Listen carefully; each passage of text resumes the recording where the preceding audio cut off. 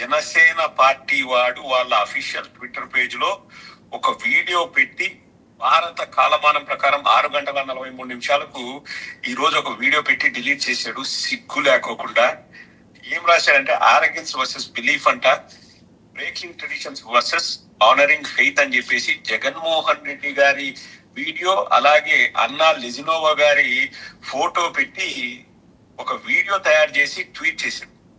ఏం బతుకులు రా మీ బతుకులు చెడా. ఆడు వేయాల్సింది ఎవరి మీద అంటే డిక్లరేషన్ పెట్టకుండా గుళ్ళోకి చెప్పులు వేసుకొని వెళ్ళిన జగన్మోహన్ రెడ్డి గారి మీద గట్టిగా లోపలంతా బయటికి వచ్చేలాగా మొహం మీద పడేలాగా కాండ్రించి ఉమ్మేసినట్టయితే వీడు ఉమ్ముకు ఒక అర్థం ఉండేది. ఎందుకంటే వీడు పశువులకి వైద్యం చేసి చేసి పైత్యం పెరిగిపోయి ఉన్నట్టున్నాడు.